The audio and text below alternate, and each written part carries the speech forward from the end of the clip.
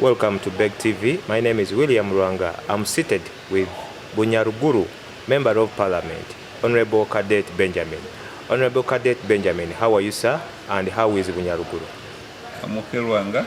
Bunyaruguru, the PAL, within the PAL is okay, and we are fine. It has come to our knowledge that the state of education among young people in Bunyaruguru is worse. Could you please shed more light on the subject matter?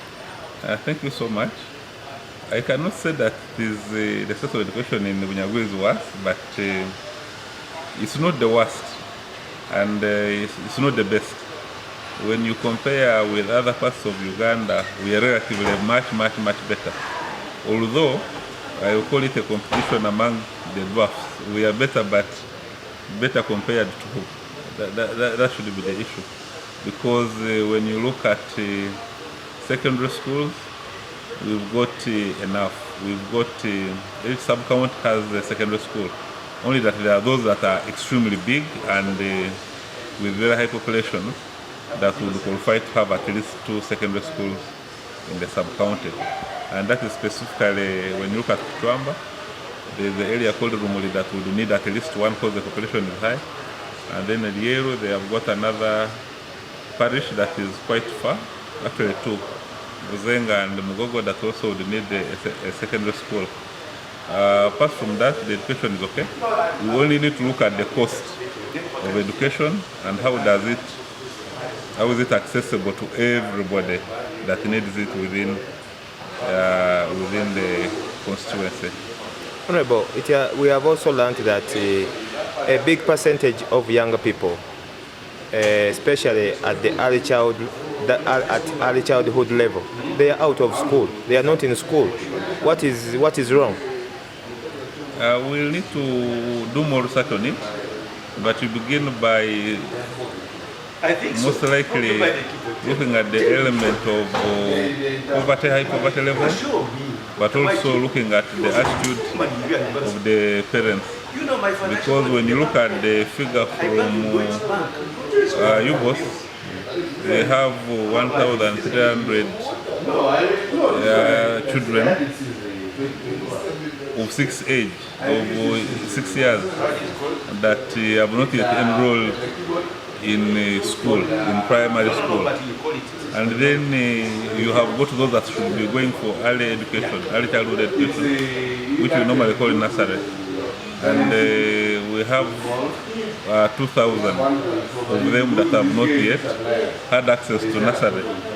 And when you look at the adolescents from 13 to 17 years, you're looking at 3,164 who have dropped out of school, either at primary level or at the secondary level.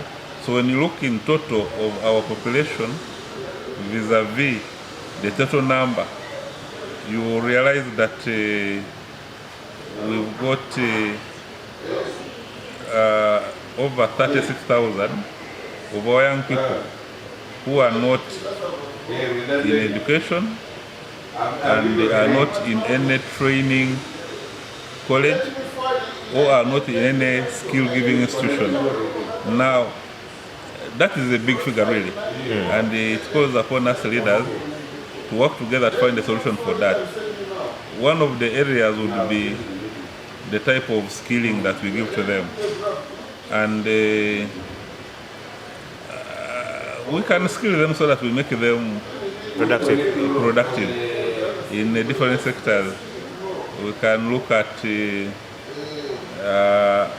hotels, we can look at food, we can look at carpentry, we can look at saloon, we can look at design. Mechanical engineering? Mechanical engineering, that is perfect because everybody now is almost owning a boda, a car.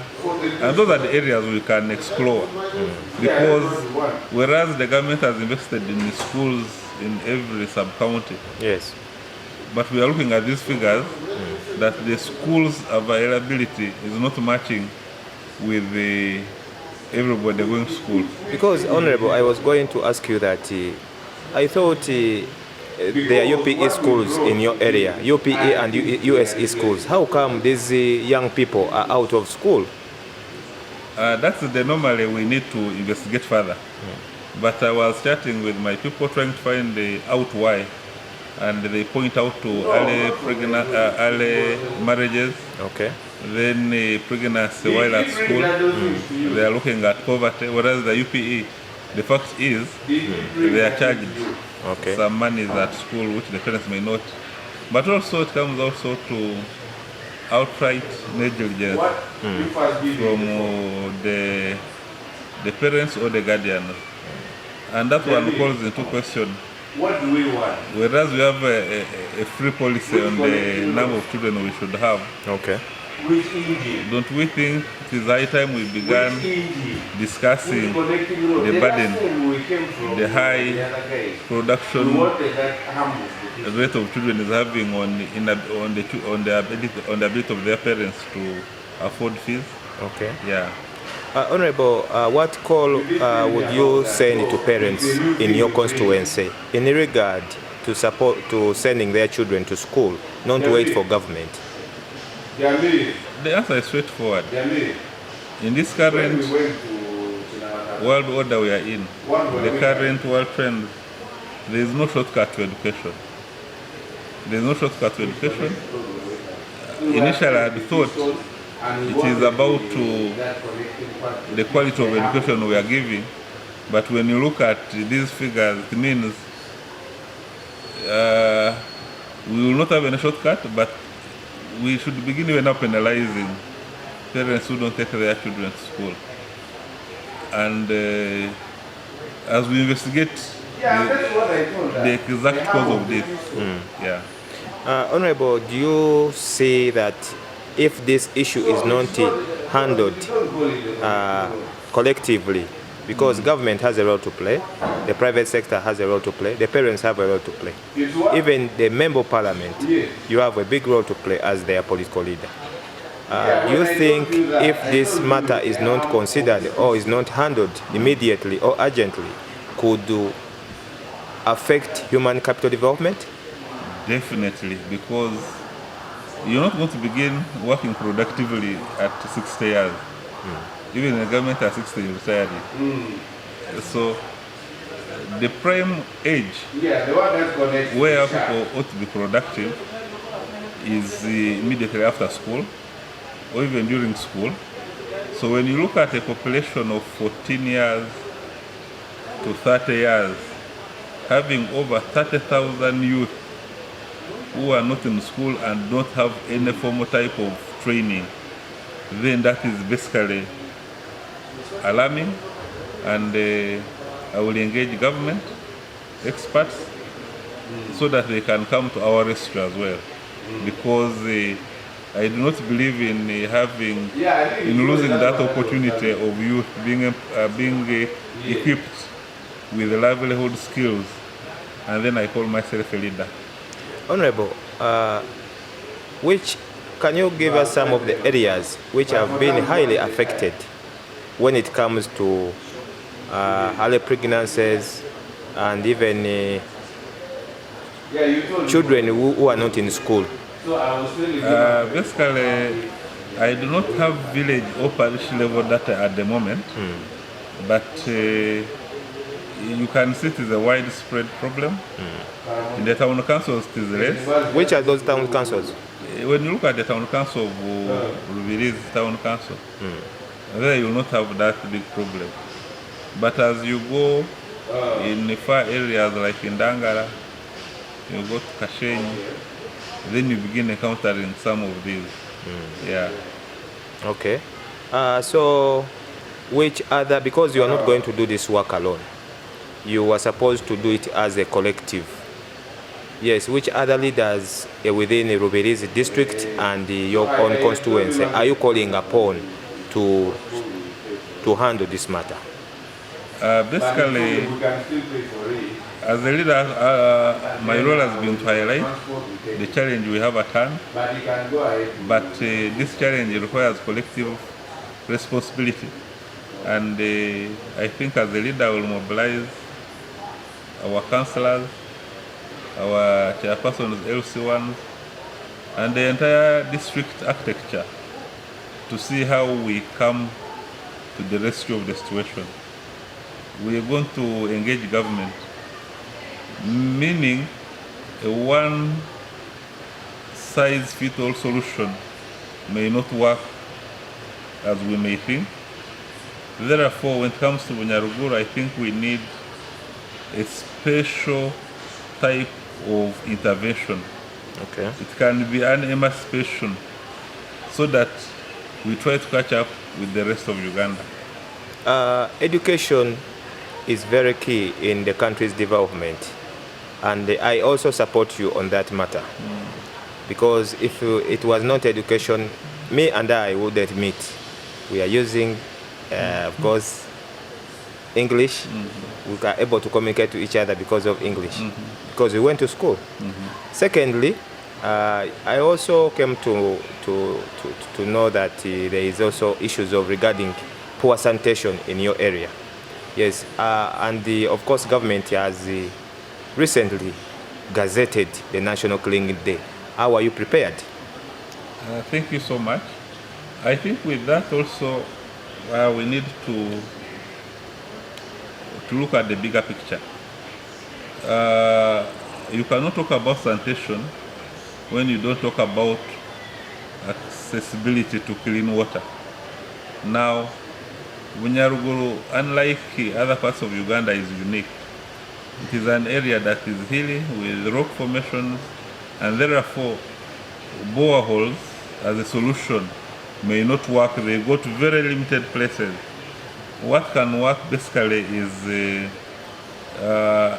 tapping into our natural water reservoirs, because we have got 32 lakes, and those are the ones that we could tap in and see how we can provide people with tap water in their homes. Because when you talk about hygiene and national cleaning days, in the absence of water, then we would be lying to ourselves. But also, we used to have active community inspectors. What happened to them?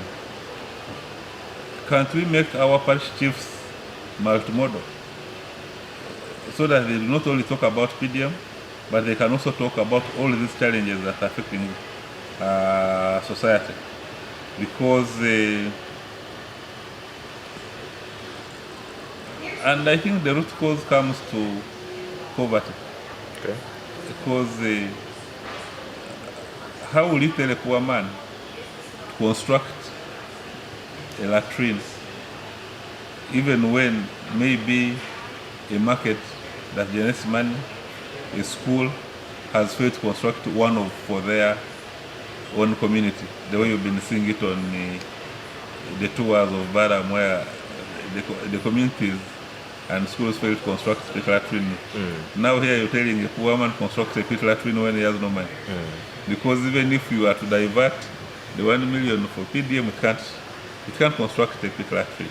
Yeah, finally, Honorable, there is no way we can end our interview without talking about service delivery in Bunyaruguru and Bunyaruguru, yes, and also the entire Rubirizi district. As the Minister of Local Government reached your constituency in terms of monitoring, seeing whether everything is in order according to the plan? I think Rubirizi district is one of the best run districts in the country, because we always have few audit queries. We've had a noise about perceived corruption in the recruitment of personnel at the district. We've had the complaints about the stock out, rapid stock out of medicine in the health centers. Okay. And then maybe sometimes the poor quality of roads that we have. But it all comes back sometimes maybe to funding, because we get 1 billion shillings in the road fund, which is given across all districts. But we are a unique district because we do not have maram. Okay. Have you heard of a district without maram? I've never. No, Rubiri is one of those. Okay. So to get maram, we have to drive all the way to Bushenyi, or you drive all the way to Kasese.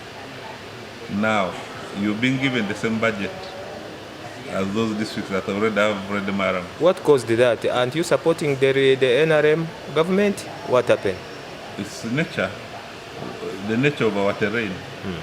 We are in an area that was formed by volcanic activity. Oh, okay. So we have very rich, fertile loam soils, Okay. and the absence of maram. So the cost of making a kilometer of maram is more expensive. And those are the areas we should engage government in, so that if they are giving money for roads, how do we get more than these other places that already have maram within their district? Yeah.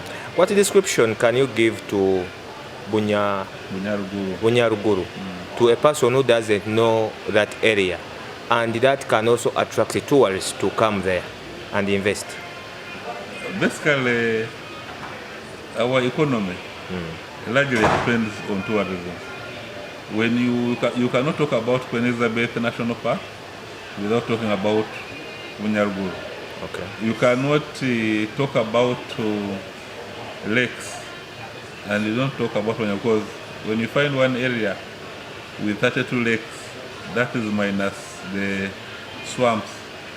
You know, we've even got the natural forest in the map of Africa. We've got a lake in the map of Africa. Okay. We've got those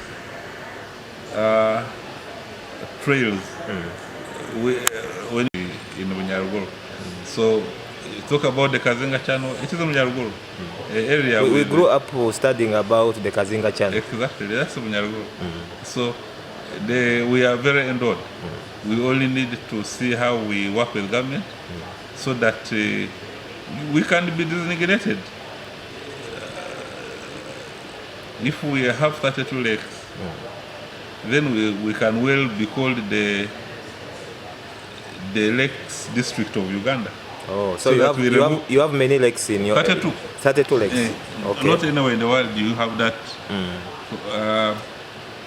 number of lakes in one small area. Okay. So we can, if you promote tourism, we can say the Lake District of Uganda is Bunyaruguru, so that we can remove that name Rubiris and call it the Lake District.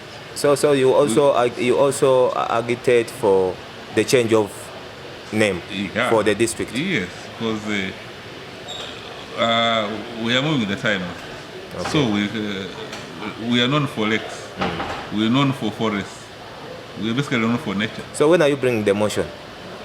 It has come from the council. Okay. I need to talk with the council. From the district council? Exactly. Okay. When you talk about Rubiris, do you know about it? So it doesn't. It's a new district. Yeah, it's new, but it doesn't even entice. It doesn't stimulate you thinking about it. Okay. But you can imagine the Lakes District. Okay. And the way for what is called the tourism city, you can be called the Lake District. I like district. Yeah. It's been an honor to talk to Honorable Cadet Benjamin, the Member of Parliament.